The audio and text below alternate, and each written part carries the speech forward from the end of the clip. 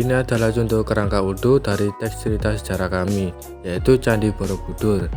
Candi Borobudur merupakan sebuah candi Buddha. Candi Borobudur dibangun pada abad ke-9 di bawah dinasti Syailendra dari Kerajaan Mataram kuno. Candi Borobudur terletak di Magelang, Jawa Tengah, Indonesia. Desain Borobudur yang melambangkan struktur semesta dalam kosmologi Buddha. Hal ini diyakini bahwa alam semesta dibagi menjadi 3 bidang spiritual, yaitu Kama Dhatu, Rupa Dhatu, dan Arupa Dhatu. Selanjutnya, contoh teks cerita sejarah Candi Borobudur menurut Ahmad Dhani Firmanda. Candi Borobudur adalah candi peninggalan dari agama Buddha yang terbesar di dunia. Bangunan candi ini dibangun pada masa Raja Samaratungga dari Wangsa Syailendra sekitar pada 824 Masehi. Pada zaman dahulu, Pulau Jawa tanahnya sangat tandus sehingga tidak bisa untuk bercocok tanam. Kemudian, penduduk mencari seorang sakti namanya Syekh Subakir agar membantu menyuburkan tanah yang gersang itu menjadi tanah yang gembur, dengan harapan agar penduduk bisa bercocok tanam.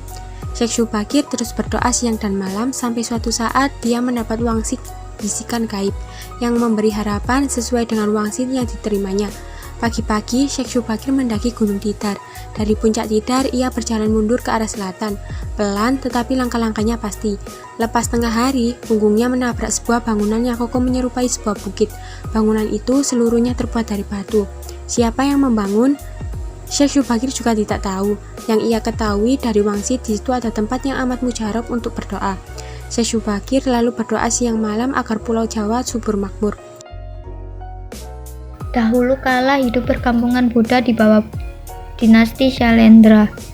Perkampungan Buddha tersebut memiliki wilayah yang sangat subur, mengelilingi kerajaan dan berdiri sangat megah. Dengan rajanya bernama Samaratungga yang sangat bijak dan berusaha memakmurkan rakyatnya di tengah peperangan yang saat itu terjadi.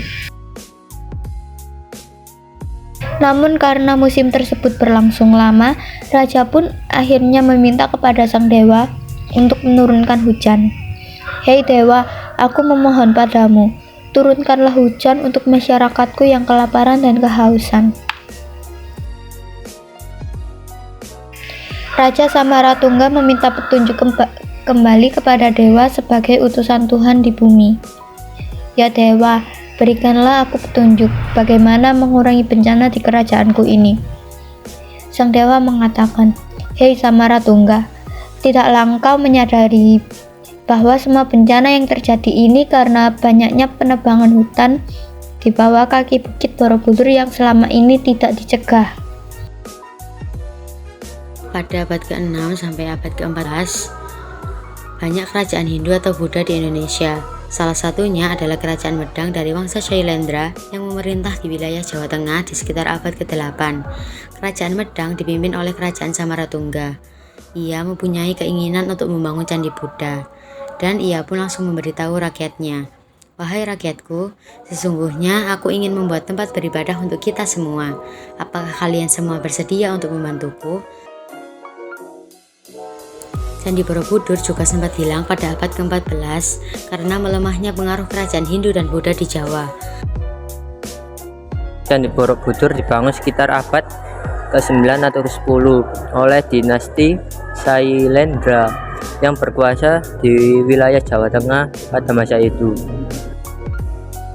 Selain itu, terdapat legenda tentang hilangnya Candi Borobudur selama berabad-abad karena tertutup oleh abu vulkanik. Candi Borobudur terletak di Kabupaten Magelang, Jawa Tengah dengan corak Buddha.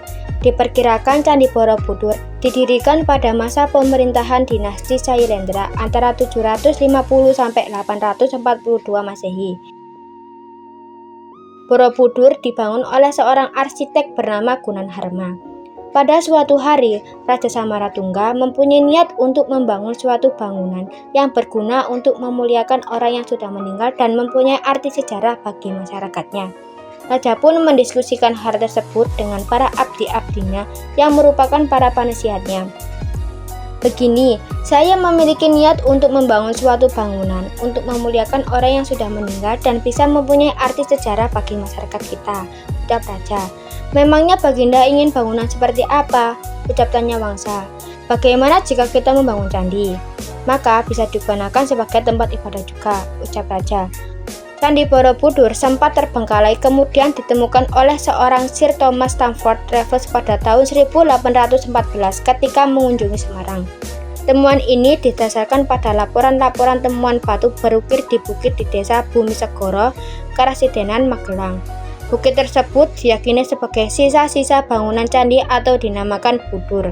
Raffles kemudian mengutus utusannya bernama Cornelius untuk melakukan penelitian pada tahun 1814 dan melakukan pembersihan dimulai tahun 1817, 1825, dan 1835.